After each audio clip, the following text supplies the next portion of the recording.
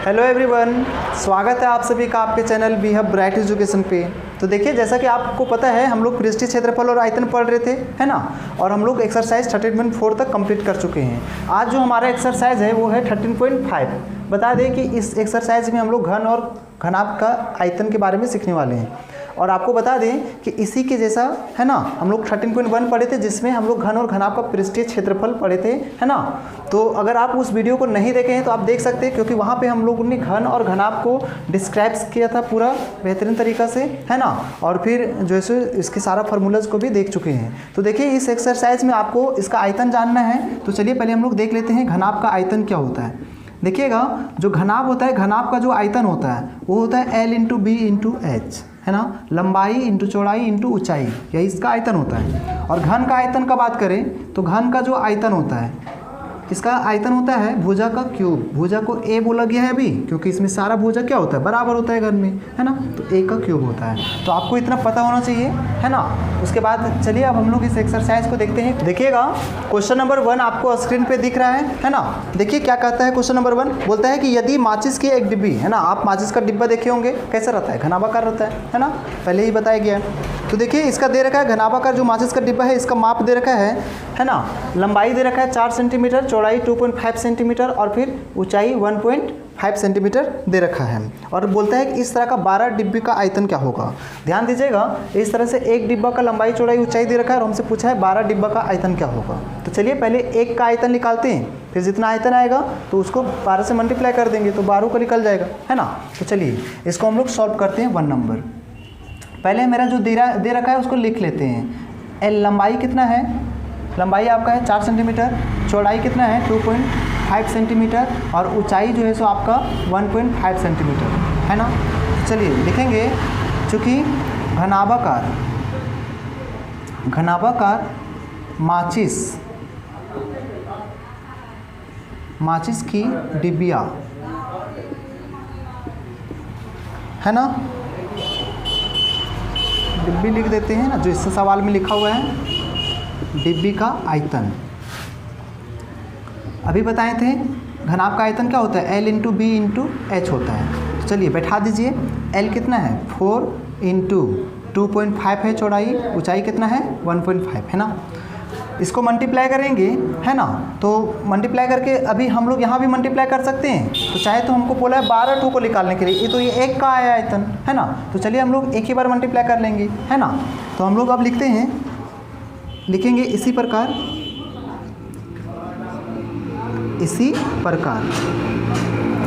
12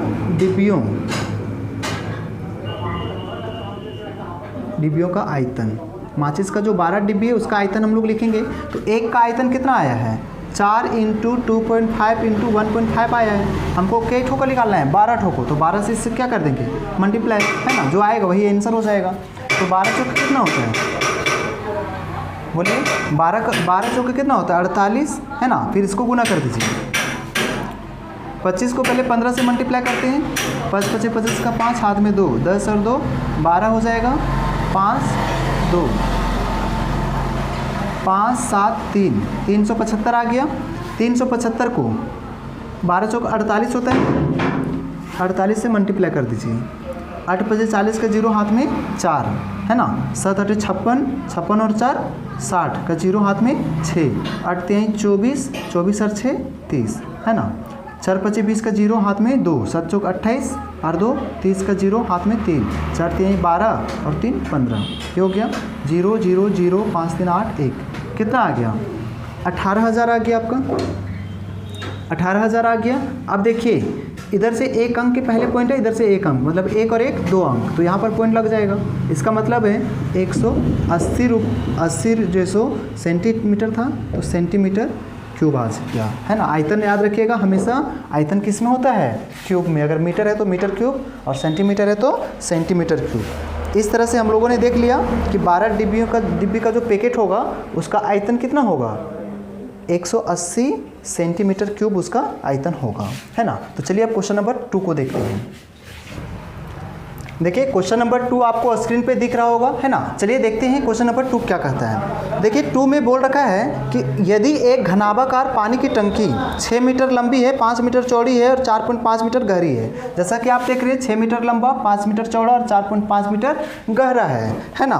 तो फिर बोलते हैं कि इसमें कितना लीटर पानी आ सकता है ना, ये बोला है।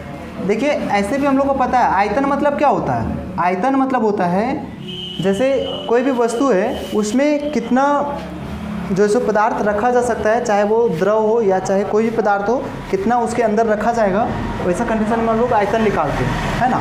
तो अभी यहाँ पर भी ऐसा ही बोला है कि आपका एक घनाभाकार टंकी, इस तरह से टंकी है, तो टंकी का लंबाई दे रखा है 6 मीटर, चौड़ाई 5 मीटर और 4.5 मीटर गहरा है। तो आखिर इसमें कितना लीटर पानी रखा जा सकता है। तो चलिए पहले इसका हम लोग निकालते हैं। पहले लिखना पड़ेगा लंबाई कितना दे रखा है 6 मीटर, है ना।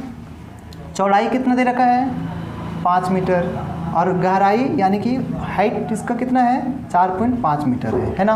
तो चलिए पहले हम लोग लिखेंगे चूँकि घनाभाकार टंकी, ये क्या है घनाभाकार टंकी है ना। तो लिखेंगे घनाभाकार टंकी का आयतन। घनाभाकार टंकी का आयतन हम लोग को पता है, अभी बताए थे L into B into H, यही तो होता है। तो चलिए बैठा दीजिए आप यहाँ पे। L कितना है 6, 5 इंटू कितना हो जाएगा 4.5, है ना। ये हम लोगों ने लिख दिया। तो देखिए कितना आ जाएगा, गुना कर दीजिए। 6 पचे 30 आ गया। 30 से इसको कर दीजिए, 3 पचे 15 का 5, हाथ में 1, 3 चौक 12 और 1 13, है ना। और इधर 1 0 था, 1 अंक के पहले पॉइंट है, यहाँ पे आ गया। कुल मिलाकर के 135, है ना, मीटर क्यूब आ गया। आयतन हमेशा क्या रहता है क्यूब में, तो मीटर क्यूब आ गया। तो ये आ गया 135 मीटर क्यूब। लेकिन हमसे जो है इसका आयतन नहीं बल्कि बोल रखा है कि इसमें कितना लीटर पानी आ सकता है। तो यहाँ पर सवाल में देखिएगा तो आपको कुछ हिंट्स दे रखा है। बोलता है 1 मीटर क्यूब, 1 मीटर क्यूब में कितना लीटर होता है 1000 लीटर होता है। 1 मीटर क्यूब में कितना होता है ना 1000 लीटर। तो मेरा मीटर क्यूब कितना आया है 135 मीटर क्यूब आया है। तो चलिए उसको मल्टीप्लाई कर देते हैं। लिखेंगे इसलिए 135 मीटर क्यूब इक्वल टू क्या हो जाएगा 1000 गुने में 135, है ना। तो अब मल्टीप्लाई करेंगे तो क्या आ जाएगा 135, 3 0 है तो 3 0 आ जाएगा, मतलब ये लीटर में चेंज हो गया। इसका मतलब है कि इसमें इस टंकी जो घनाभाकार टंकी है इसमें कितना लीटर पानी आ जाएगा 135,000 लीटर पानी आ जाएगा, है ना। तो बहुत ही आसान सवाल था। क्वेश्चन नंबर 3 देखिए क्या कहता है। देखिए बोलता है कि एक घनाभाकार बर्तन कितना ऊंचा बनाया जाए। ध्यान दीजिएगा एक घनाभाकार बर्तन है, इस तरह से मान लीजिए एक घनाभाकार बर्तन है, ठीक है। और बोलता है इसको कितना ऊंचा बनाया जाए, यानी कि हाइट इसका निकालना है। कितना ऊंचा बनाया जाए हाइट नहीं पता है, हाइट क्वेश्चन मार्क है, इसको निकालना है, ठीक है। और फिर बताया कि इसमें कितना लीटर आ सके द्रव, तो 380 घन मीटर, यानी कि इसका जो आयतन है, ये जो घनाभाकार टंकी है इसका आयतन है कितना दे रखा है 380 घन मीटर, मतलब मीटर क्यूब आ सके इसमें पानी, है ना। बोलते हैं यदि यह 10 मीटर लंबा है तो 10 मीटर लंबा लिख दिए हम लोग, और फिर 8 मीटर चौड़ा है। मतलब आपको ये कह रहा है क्वेश्चन कि इस तरह से एक टंकी बना हुआ है 10 मीटर लंबा 8 मीटर चौड़ा, है ना। एक टंकी है जिसमें पानी भरना है, ठीक है। मतलब कितना पानी, कितना मीटर क्यूब एरिया में पानी उसको भरना है 380 मीटर क्यूब में। तो बोल रहा है कि इस टंकी को कितना ऊंचा बनाया जाए ताकि मेरा इतना मीटर क्यूब पानी आ सके। ध्यान दीजिएगा यहाँ पे मेरा L दे रखा है ना। L जो है सो 10 मीटर है, B कितना है आपका 8 मीटर है, हाइट तो इसका नहीं है, क्वेश्चन मार्क है, ये तो निकालना है। ध्यान दीजिएगा ये निकालने के लिए हम लोग को पहले से ही दे रखा है टंकी का आयतन दे रखा है पहले से ही। लिखेंगे चूँकि घनाभाकार है ना, टंकी ही तो है ना, बर्तन है ना, घनाभाकार बर्तन का आयतन कितना दे रखा है 380 मीटर क्यूब दे रखा है ना। क्या दे रखा है 380 मीटर क्यूब, घन मीटर बोल रखा था ना। तो देखिए अब हम लोग जानते हैं चूँकि घनाभ का आयतन क्या पढ़े हैं L into B into H पढ़े हैं, है ना। तो बराबर हम लोग जानते हैं कि घन का आयतन ये होता है, लेकिन ये बोल रहा है कि नहीं इतना है अभी, है ना। तो दोनों का बात बराबर है, बराबर कर देते हैं, है कि नहीं। अब देखिए L मेरा दे रखा है 10, बैठा दिए। B जो है सो आपको पता है दे रखा है 8, H नहीं पता है, H निकालना है। 380 बराबर हो गया। अब यहाँ से काट सकते हैं, ये 0 कट गया, 8 से कटेगा क्या, H को बाहर करते हैं तो 38 बटा में क्या आ जाएगा 8 बटा में आ जाएगा, है कि नहीं। अब जैसे ही इसको बटा में लाएं, कटेगा 2 चौके 8, 2 से काट दिए 17 बार में। h बराबर कितना आ गया 17 बटा में 4, भाग दे दीजिएगा तो 4 चौक 16 है ना, 4 पॉइंट कुछ आ जाएगा ना, 4 चौक 16, 1 बचेगा, पॉइंट बैठाएंगे 0, 4 दूनी 8 है ना, फिर 2 बचेगा, 4 पचे 20, मतलब 4.25 मीटर इसका हाइट होना चाहिए। अगर हम इसको 4.25 मीटर अगर हाइट रखते हैं तब उसमें 380 मीटर क्यूब द्रव आ जाएगा, है ना। तो इस तरह से हम लोगों ने हाइट इसका निकाल लिया। तो चलिए अब हम लोग क्वेश्चन नंबर 4 को देखते हैं, है ना। क्वेश्चन नंबर 4 देखते हैं आप, देखिएगा क्वेश्चन नंबर 4 क्या कहता है, ध्यान से देखिए। बोलता है क्वेश्चन नंबर 4, 30 रुपये प्रति मीटर क्यूब के दर से, 30 रुपये प्रति मीटर क्यूब, प्रति मीटर क्यूब मतलब 1 मीटर क्यूब में कितना रुपए, 30 रुपये, ठीक है। फिर बोलता है कि 30 रुपये प्रति मीटर क्यूब की दर से 8 मीटर लंबा, 8 मीटर लंबा है ना, 6 मीटर चौड़ा और साथ ही साथ 3 मीटर गहरा, इस तरह से 3 मीटर गहरा है ना। बोलता है कि एक गड्ढा खुदवाना है ना, मतलब कि एक गड्ढा खुदवाना है इस तरह से घनाभाकार, है ना, लंबाई चौड़ाई ऊंचाई दे रखा है। तो बोल रहा है इस तरह का गड्ढा खुदवाने के लिए, है ना, 1 मीटर क्यूब का लग रहा है खर्च कितना, 30 रुपये। तो कितना जो है सो खर्च पड़ेगा इसका, है ना। तो सबसे पहले हमको ये घनाभाकार गड्ढा का आयतन निकालना होगा। तो चलिए पहले लिखते हैं, L दे रखा है मेरा 8 मीटर, B दे रखा है आपका 6 मीटर और साथ ही साथ H कितना दे रखा है, 3 मीटर दे रखा है, ठीक है। तो चलिए निकालते हैं, लिखेंगे चूँकि घनाभाकार LBH है तो घनाभाकार हुआ कि नहीं हुआ, घनाभाकार गड्ढे, घनाभाकार गड्ढे का आयतन, हम लोग को पता है आयतन क्या होता है, L into B into H, है ना, यही तो होता है आयतन। तो चलिए अब हम लोग आयतन पहले बैठा लेते हैं। यहाँ पर 8 है, 6 है, 3 है, क्या हो जाएगा 6 या 18, 18 को 8 से गुना कर दीजिए, है ना, 8 8 64 का 4 हाथ में 6, 8 1 8 और 6 14, 144 मीटर क्यूब आ गया, है ना। कितना आ गया 144 मीटर क्यूब। तो हमसे क्या बोल रखा था, हमसे बोल रखा था इसका खर्च कितना पड़ेगा, 1 मीटर क्यूब का 30 रुपये लगता है, तो 144 मीटर क्यूब का कितना लगेगा। तो यहाँ पहले लिखना पड़ेगा, चूँकि 1 मीटर क्यूब का, 1 मीटर क्यूब गड्ढा खुदवाने का खर्च, खुदवाने का खर्च कितना है 30 रुपये है ना। इसलिए मेरा कितना मीटर क्यूब आ गया, 144 मीटर क्यूब आ गया, है ना। तो 144 मीटर क्यूब गड्ढा खुदवाने का खर्च क्या होगा, वह क्या होगा, तो 30 गुने 144, है ना, गुना कर दीजिए। 3 चौके 12 का 2 हाथ में 1, 3 चौक 12, 1 13 के 3 हाथ में 1, 3 एकम 3 और 1 4, है ना। अब यहाँ से एक जीरो था तो जीरो बैठा दिए, मतलब 4320 रुपये उसके लग जाएंगे, है ना। यही हमारा क्या हो जाएगा आंसर। तो मतलब इस तरह का अगर गड्ढा उसको खुदवाना है तो कितना लगेगा उसका पैसा, 4320 रुपये लग जाएंगे, है ना। तो चलिए अब हम लोग क्वेश्चन नंबर 5 को देखते हैं। 5 नंबर क्वेश्चन क्या कहता है, बोलता है कि एक घनाभाकार टंकी की धारिता कितना है, 50,000 लीटर है। मतलब धारिता दे रखा है, टंकी का क्या दे रखा है, धारिता, धारिता मतलब इसका कैपेसिटी कितना है, इसमें कितना पानी आ सकता है, ये दे रखा है, कितना है 50,000 लीटर। मतलब इस तरह से एक घनाभाकार टंकी बना हुआ है, ठीक है, इसमें इसका धारिता दे रखा है ना, कितना 50,000 लीटर, मतलब इस टंकी में 50,000 लीटर आ सकता है ना द्रव, ठीक है। अब इसके बाद क्या बोला है कि इस टंकी की लंबाई और गहराई, लंबाई और गहराई ध्यान दीजिएगा, यहाँ चौड़ाई नहीं दिया हुआ है, लंबाई दे रखा है और गहराई क्रमशः क्या बोल रखा है 2.5, लंबाई 2.5 है और गहराई आपका कितना है, तो गहराई जो है सो आपका 10 मीटर है, कितना है 10 मीटर, है ना। तो हम लोग लिख देंगे 10 मीटर। अब उसके बाद हमसे पूछा है इसका चौड़ाई ज्ञात कीजिए। तो चलिए बनाते हैं, बहुत ही आसान सवाल है। देखिए इस तरह का सवाल हमेशा बनते रहता है, अगर आपको लंबाई चौड़ाई ऊंचाई में से कुछ भी अगर गायब करता है एक, तो उसके बदले आपको या तो धारिता उसका दिया हुआ रहेगा या तो आपको आयतन पहले से ही दे देगा, है ना। तो चलिए हम लोग यहाँ पर दे रखे धारिता दे रखा है, तो चलिए हम लोग इसका चौड़ाई निकाल लेंगे।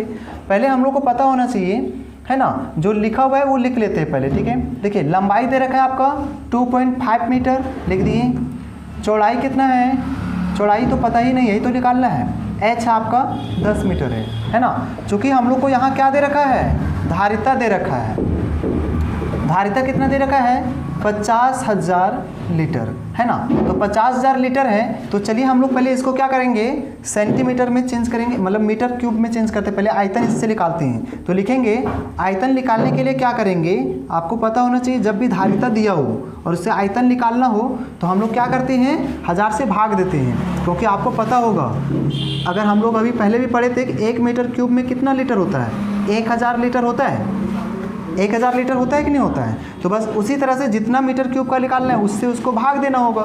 तो यहाँ पे मेरा 50,000 लीटर पहले से ही दे रखा है ना। तो हम लोग क्या करेंगे, इसको निकालेंगे आयतन। तो आयतन निकालने के लिए 1000 से पहले भाग दे दीजिए आप, है ना। तो 1000 से भाग देंगे तो ये तीनों कट जाएगा, इसका मतलब बच जाएगा आयतन, क्या बच जाएगा 50 मीटर क्यूब, है ना। इसका मतलब हो गया कि इसका जो आयतन है वो कितना है 50 मीटर क्यूब, तभी तो इसमें जो है सो 50,000 लीटर ले रहा है ना। 50 मीटर क्यूब है इसका आयतन, है ना। आयतन कितना है 50 मीटर क्यूब। तो ये क्या है एक्चुअल में, घनाभाकार टंकी है। तो यहाँ लिख सकते हैं घनाभाकार टंकी, घनाभाकार टंकी, है ना, टंकी का आयतन, ठीक है, पूरा लिख दीजिए अच्छे से, घनाभाकार टंकी का आयतन। यही तो आपको दे रखा है कितना 50 मीटर क्यूब, है ना, क्योंकि हम लोग काटे तो कितना आ गया 50 मीटर क्यूब, है ना। कहने का मतलब है धारिता दिया था, तो धारिता को जब भी हम लोग 1000 से भाग देंगे तो वो आयतन में बदल जाएगा, है ना। और आयतन बदल गया तो आयतन कितना आ गया 50 मीटर क्यूब। क्या आ गया 50 मीटर क्यूब। इसका मतलब हम लोग कह सकते हैं कि ये जो टंकी है घनाभाकार, इसका आयतन कितना है 50 मीटर क्यूब। लेकिन हम लोग को पता है कि घनाभाकार टंकी का आयतन तो L × B × H होता है, तो हम लोग कहते हैं कि ये होता है। लेकिन ये बोल रहा है कि नहीं, अभी इस टंकी का आयतन कितना है 50 मीटर क्यूब है, ये बोल रहा है। तो दोनों बात बराबर रखना होगा। अब L मेरा दे रखा है 2.5, तो 2.5 लिख दिए। B नहीं पता है, B निकालना है, छोड़ देते हैं। H पता है 10 मीटर, बराबर में 50। हम लोग को पता है बराबर में सीधा सीधा काट सकते हैं, तो काट दीजिए, इसको इससे काट दिए, है ना। अब B को बाहर कर देते हैं, तो इधर 5 बचा था और ये 2.5 गुना में, तो यहाँ आ जाएगा भागा में, पॉइंट हटाएंगे तो 0 ऊपर लग जाएगा, है ना। तो इसका मतलब क्या हो गया 25 से फिर ये कटेगा, 25 दूनी 50, यानी कि B बराबर कितना मीटर आ गया 2 मीटर।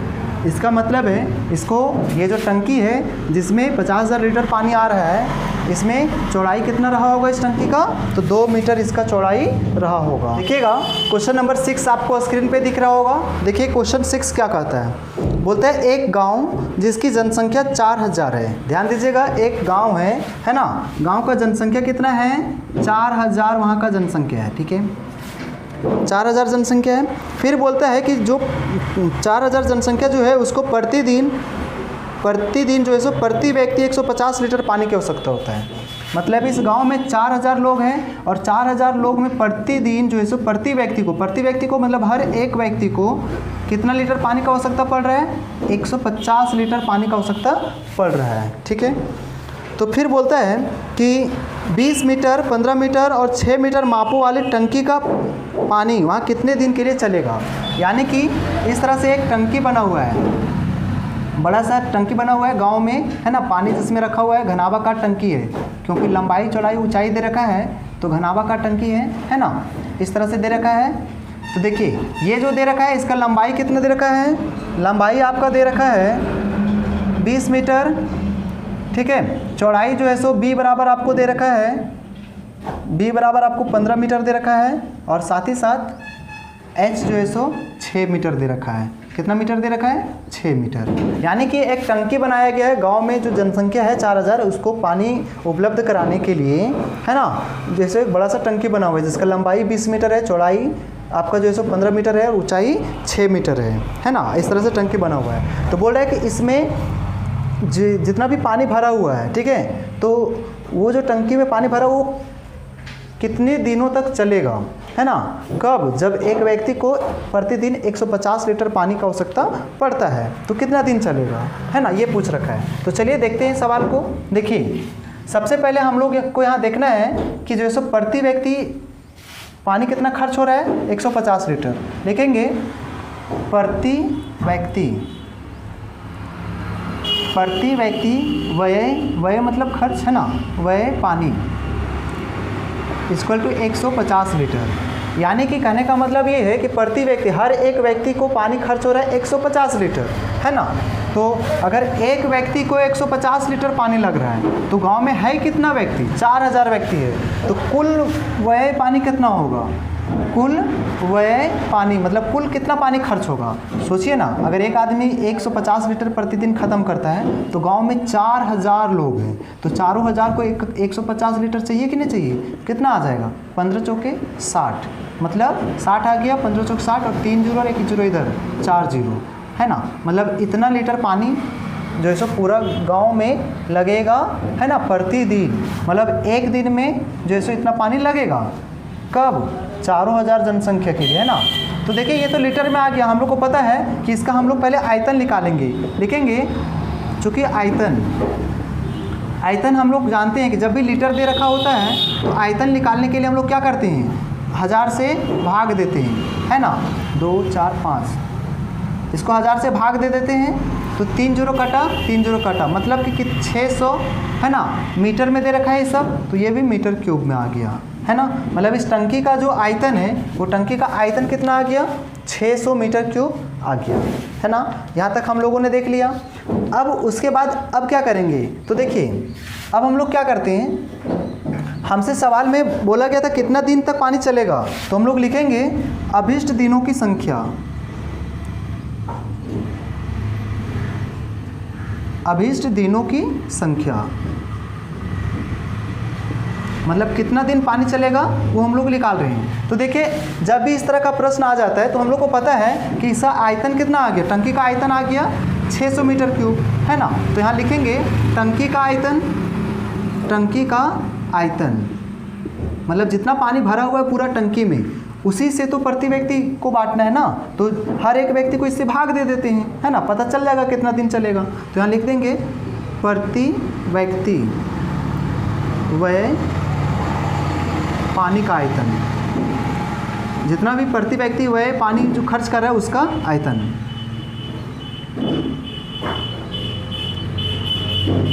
ये रफ है आपका।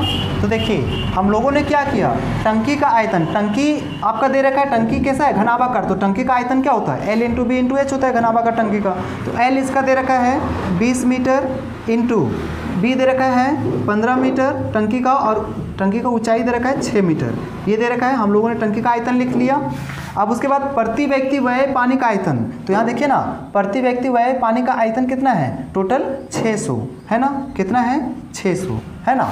मतलब जितना भी व्यक्ति है टोटल, है ना, उससे उसका हम लोग क्या किए, उसका हम लोग उससे भाग देते रहे, है ना। कुल जितना पानी खर्च हो रहा था एक दिन में प्रति व्यक्ति, जो वहाँ जो जितना भी है हर आदमी जितना खर्च कर रहा है ना, उसका हम लोग निकाल रहे हैं, है ना। तो चलिए अब हम लोग इसको काटते हैं।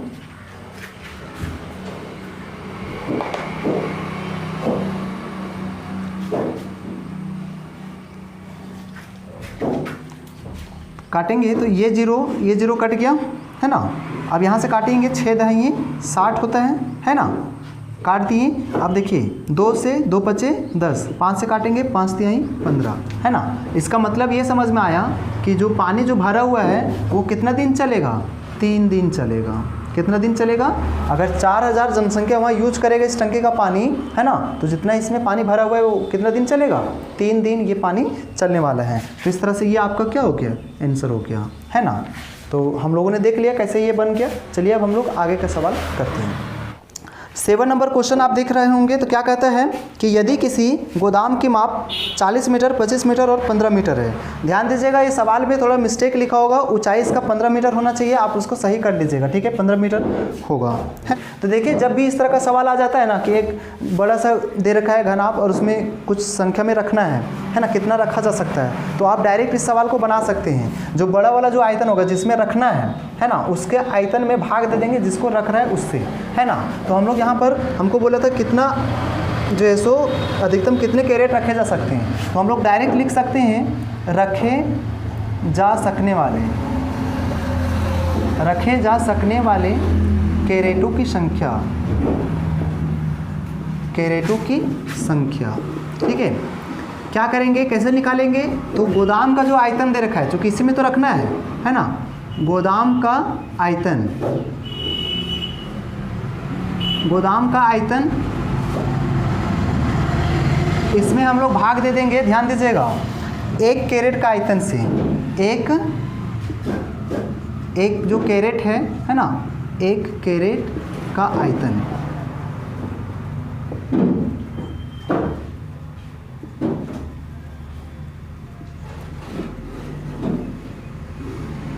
चलिए अब हम लोग भाग देंगे 1 कैरेट का आयतन से, तो क्या आ जाएगा, गोदाम का आयतन, गोदाम कैसा है, लंबाई चौड़ाई ऊंचाई दे रखा है, तो सिंपल सा बात है, वो घनाभाकार है, घनाभ का आयतन क्या होता है, L into B into H. तो चलिए L into B into H लिख लेते हैं। इसका L दे रखा है 40, 25 है ना, लेकिन यहाँ पर लिखते जाना पड़ेगा यूनिट, क्योंकि यूनिट भी तो सेम मिलना चाहिए।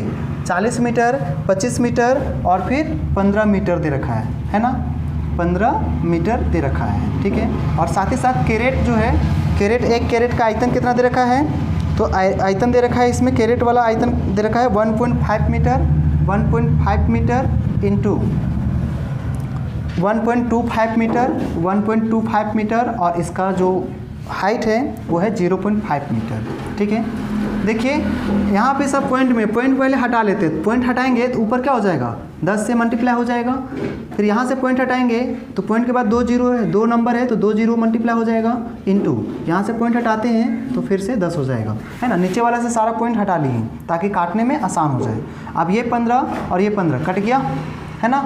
हम लोग जानते हैं कि 25 पचे 125 होता है, 5 8 40, है ना। ये 5 से काटेंगे, 5 दूनी 10, नीचे सारा कट चुका है ना, आप काट लीजिएगा। तो मेरा बच क्या गया, 8 को गुना करेंगे 2 से तो 8 दूनी कितना आ गया, 16। अब यहाँ से देखिए 3 जीरो है तो 3 जीरो आ गया, है ना, मतलब इतना मीटर क्यूब, मीटर क्यूब आयतन में क्यूब होता है। तो देखिए 16 मीटर क्यूब क्या आ गया, अच्छा सॉरी 16 मतलब 16,000 कैरेट रख सकते हैं, क्योंकि हम लोग कैरेट का संख्या निकाल रहे थे, है ना। तो 16,000 कैरेट रख सकते हैं, है ना। कितना कैरेट रखा जा सकता है इसमें, 16,000 कैरेट रखा जा सकता है ना। यही आपका क्या हो जाएगा, आंसर हो जाएगा।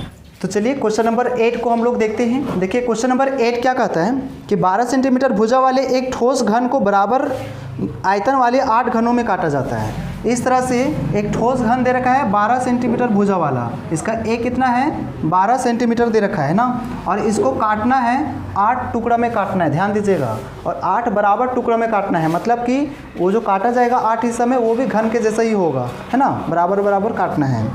फिर क्या बोलता है कि नए घन की भुजा की लंबाई कितनी होगी, जो इससे जो काटा जाएगा, है ना, 8 टुकड़ों में किया जाएगा, तो उसके बाद उसका भुजा कितना होगा, और साथ ही साथ पूछा है कि दोनों का पृष्ठीय क्षेत्रफल का अनुपात। तो सबसे पहले हम लोग लिख लेते हैं बड़े घन का किनारा, इसका बड़ा घन का जो किनारा है वो कितना दे रखा है, बड़ा घन का किनारा को हम लोग ए से डिनोट कर रहे हैं, 12 दे रखा है ना, इसलिए हम लोग लिखेंगे, इसलिए बड़े घन का आयतन, हम लोग को पता है आयतन चाहे कोई भी घन हो, आयतन हमेशा क्या होता है, ए का क्यूब होता है ना, आपको ये पता होगा, ठीक है। तो आयतन ए का क्यूब होता है, ए कितना है 12, तो इसका मतलब है 12 का क्यूब, है ना, 12 का क्या हो जाएगा क्यूब, यानी हम कह सकते हैं 12 गुन्ने 12 ये कह सकते हैं, है कि नहीं।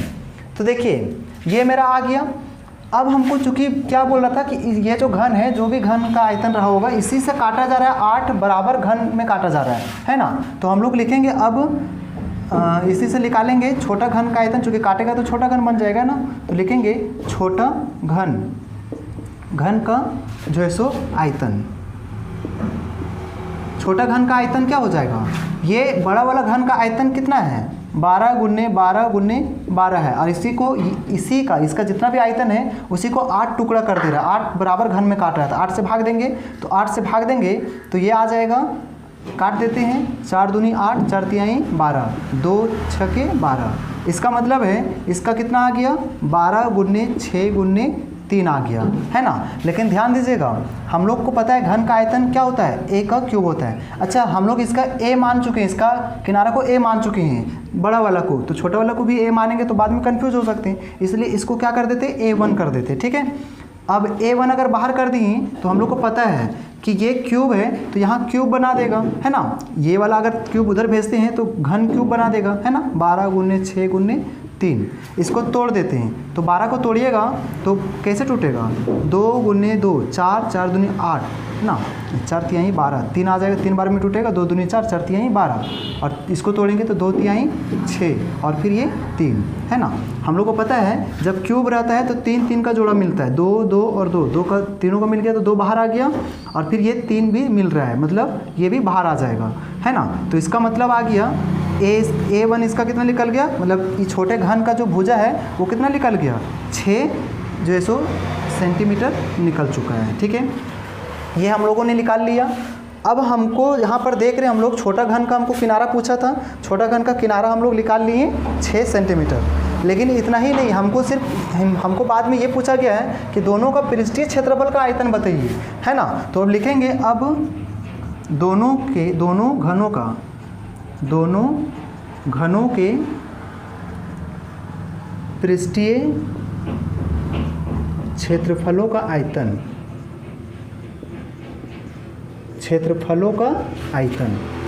ठीक है। तो देखिए आयतन हम लोग को पता है, बड़ा घन का आयतन जो ऊपर में लिखा ले, बड़े घन का आयतन बटा में छोटा घन का आयतन, छोटे घन का आयतन लिख देते हैं हम लोग। अब देखिए घन का आयतन, आप अच्छा घन का पृष्ठीय क्षेत्रफल ना पूछा था, दोनों के पृष्ठीय क्षेत्रफलों का अनुपात पूछा था, तो अनुपात लिखना होगा, है ना, अनुपात।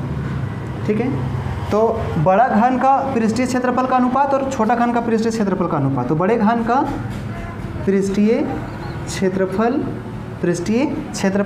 बटा छोटे घन का पृष्ठीय क्षेत्रफल। आयतन का अनुपात नहीं पूछा है, पृष्ठीय क्षेत्रफल का अनुपात पूछा है ना। तो पृष्ठीय क्षेत्रफल, है ना, ये लिख दिए। अब देखिए ध्यान दीजिएगा, हम लोग को पता है घन का पृष्ठीय क्षेत्रफल क्या होता है, 4a² होता है ना। इसका मतलब है इसका भी 4a² होगा, है ना।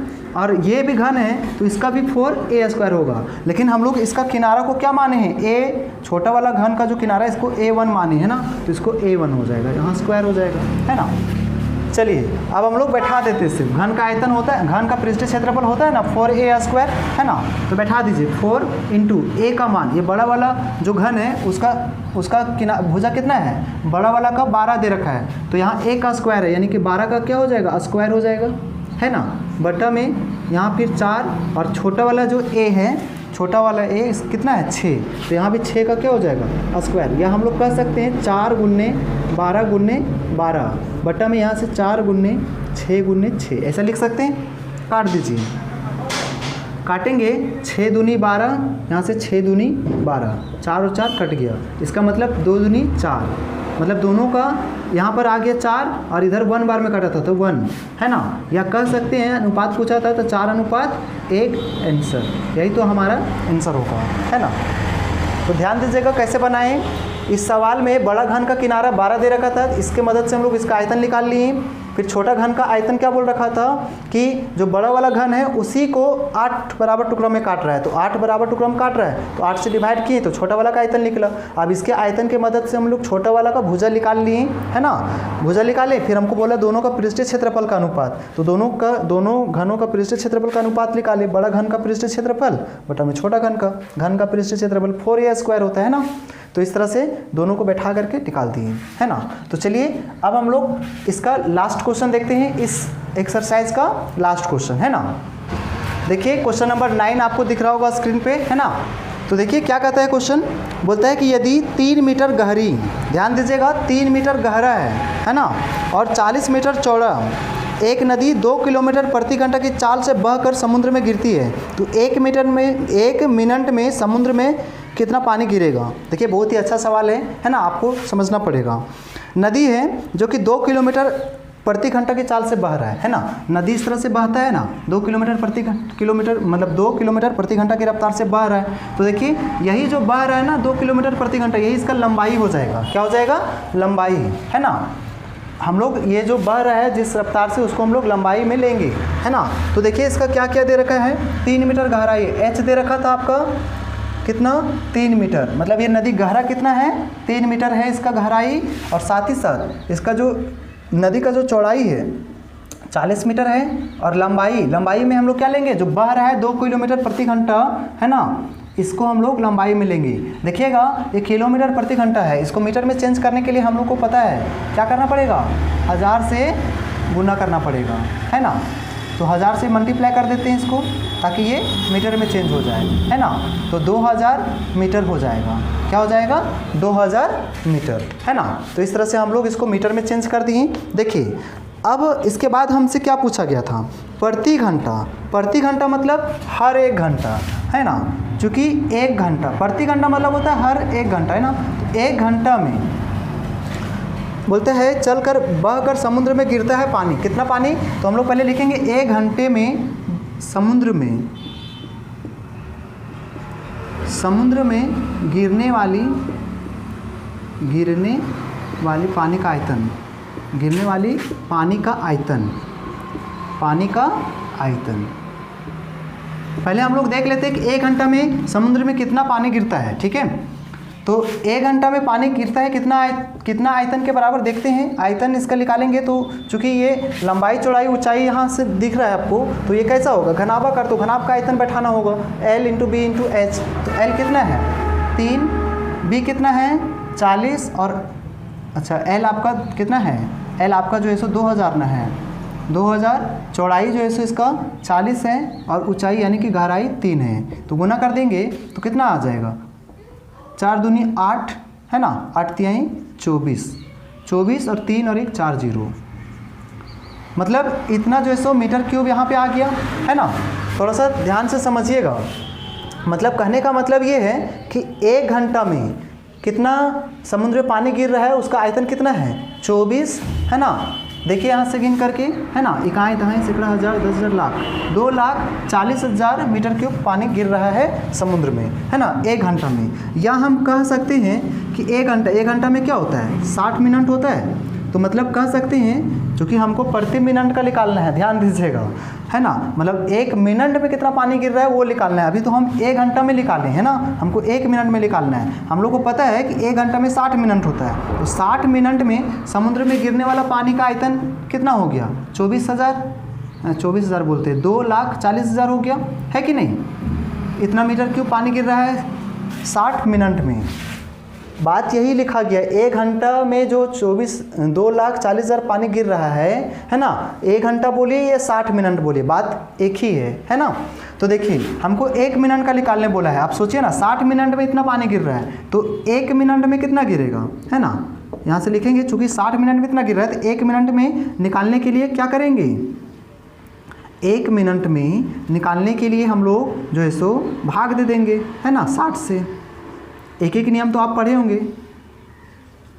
1 मिनट में क्या हो जाएगा, 24 पर 4 0 लगा हुआ है ना, बटा में 60 से भाग देंगे, क्योंकि आप एक नियम तो पढ़े होंगे कि जैसे 10 कलम का मूल्य इतना रुपए है, तो 1 का निकालने के लिए उससे भाग दिया जाता है ना। उसी तरह से 60 मिनट में इतना गिर रहा है, तो 1 मिनट में निकालने के लिए क्या करेंगे, ये 60 से इसको डिवाइड करेंगे, ये और ये कट जाएगा, 6 से 6 चौके 24, 3 0 है, 3 0 आपका आ जाएगा। इसका मतलब है कि 4000 मीटर क्यूब, है ना, 4000 मीटर क्यूब जो है सो पानी गिरेगा, है ना। कितना पानी गिरेगा, 4000 मीटर क्यूब। 1 मिनट में 4000 मीटर क्यूब पानी गिर जाएगा, यही आपका आंसर हो जाएगा, ठीक है।